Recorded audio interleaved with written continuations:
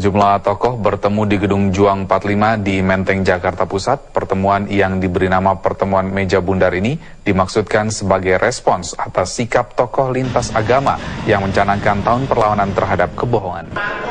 Dalam sambutannya, Rizal Ramli mengatakan tahun 2011 dicanangkan sebagai tahun kebenaran karena 6 tahun ini pemerintah hanya penuh dengan pencitraan. Sementara tidak ada prestasi yang menonjol dan kesejahteraan rakyat pun merosot.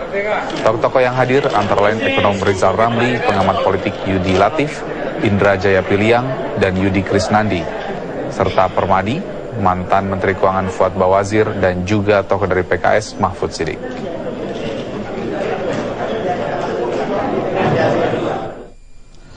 Pemirsa, Anda masih bersama kami dalam Damai Indonesiaku, dan baru saja kita saksikan tadi sebuah tayangan yang tentu saja memiliki makna bahwa siapapun yang hidup di Indonesia ini adalah mereka-mereka yang juga berhak memiliki negara ini, berhak memberikan masukan-masukan. Itulah yang patut untuk kita maknai. Nah, kita akan lanjutkan lagi pembahasan kita tentang Amar Ma'ruf Nahi Munkar. Kiai, kalau kita telah saksikan tadi, tokoh lintas agama berkumpul membuat catatan-catatan menurut mereka adalah kebohongan dari ulil amri. Nah, Islam sendiri bagaimana melihat sebuah bentuk kepatuhan atau kepatutan kepada ulil amri? Silakan, Kiai. Assalamualaikum warahmatullahi wabarakatuh.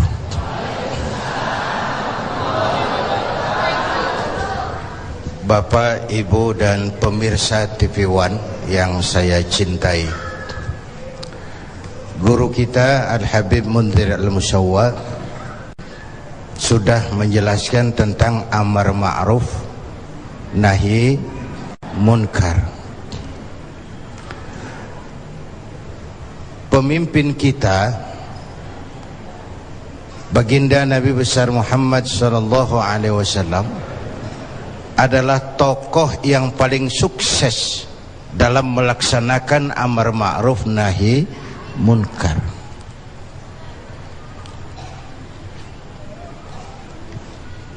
Berkembang dengan pesat, lain dengan agama-agama besar lain, kata Stoddard. Agama Buddha punya Raja Asoka, agama Persia punya Raja Cyrus, bukan Cyrus Sinaga, Cyrus. Agama Kristen punya Raja Konstantin. Mereka ini raja-raja besar dan berkuasa yang menunjang agama yang dianutnya dengan segala daya dan dana, dengan segala kekuatan dan kekuasaan. Lain dengan baginda Nabi. Beliau bukan raja, tidak anak penguasa, tidak pula orang kaya, tapi amar ma'ruf yang dilaksanakannya berhasil menembus dinding Jazirah Arabia, mewarnai hampir 2/3 belahan bumi. Nah, saya mau ambil porsi apa landasan beliau dalam melaksanakan amar ma'ruf dan nahi munkar sebelum ke arah yang tadi sudah ditanyakan Saudara Agung. Pertama, landasannya adalah siddiq. Apa? Jujur. Sebab bagaimana orang mau amar ma'ruf nahi munkar kalau dia nggak punya kejujuran?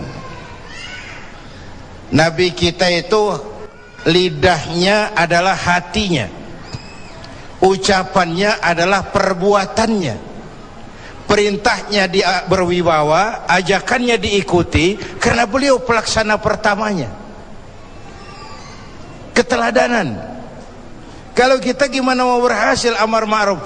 Cuma teriak, saudara-saudara, sedekah, sedekah. Yang teriak buntut gasiran, mbahnya pelit. Jujur. Kata orang tua Melayu gini, wahai saudara, adik dan kakak, peganglah jujur, jangan durhaka. Jauhi bohong, haramkan dusta, supaya hidup tidak ternista. Asik kan? Asik kan? Jauhi bohong, haramkan dusta, supaya hidup tidak ternista. Orang bisnis, modal paling penting adalah kepercayaan. Coba saudara punya kapital miliaran, kalau nggak dipercaya orang, ada nggak yang mau ngasih proyek? Ada nggak? Ada nggak? Nyaut. Modal utama dalam bisnis kepercayaan. Modal utama dalam memimpin kepercayaan. Modal utama dalam seluruh gerak hidup kita kepercayaan. Kalau hidup udah dipercaya, Bu, biar duit banyak juga enak rasanya. Bener. Kalau sudah dipercaya, walaupun duit banyak enak rasanya.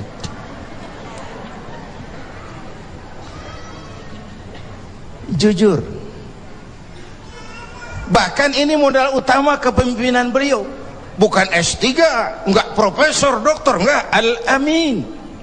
Orang yang jujur, dan itu yang kita perlukan sekarang. Gayus. Saya lihat bukan saja kasusnya aneh, penanganannya juga aneh.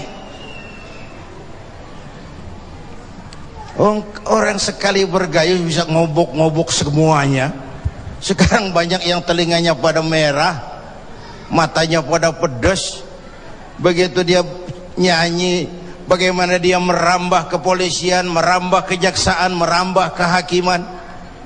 Lalu penanganannya juga aneh. Kayaknya mau terfokus kepada kasus gayusnya, padahal yang terbesarnya adalah mafia hukum dan mafia pajak. Kan itu soal yang paling besarnya. Kita perlu jujur, jangan ada dusta di antara kita.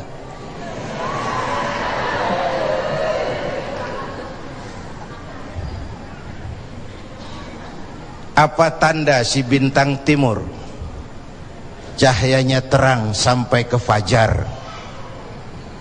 Apa tanda orang yang jujur? Hatinya mulia, ucapnya benar. Hatinya mulia, omongannya benar. Tidak pepat di luar, pancung di dalam, menjegal kawan seiring, manis jika berhadapan, balik belakang lain bicara. Tiap hari kita ngadepin topeng. Topeng yang berkeliling. Ini mukanya apa bukan sih? Ini omongannya apa cuma sekedar sebuah misi? Dan seterusnya. Pantas kalau satu saat seorang biang preman, mbahnya preman, datang menghadap baginda Nabi, dapat hidayah dia. Ya Rasulullah, saya mau masuk Islam, boleh enggak? Oh boleh. Mengucap syahadat. Selesai mengucap syahadat, dia bilang lagi, ya Rasul, saya kan sekarang sudah masuk Islam. Baik, saya cinta Islam, alhamdulillah. Saya cinta Anda ya Rasul, bagus itu. Cuman saya juga cinta dosa. Ini aneh orang ini.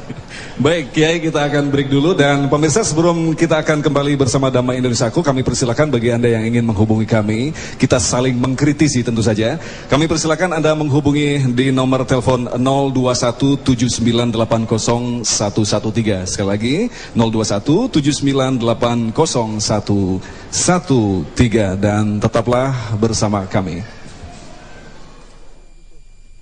يرتاق قلبي إذا حسقت فاطمة بنت النبي المصطفى أنوارنا دائمة أمست بأبحر معارف ربها عالمة في ذكرنا جلالي صحب القصيمة يرتاق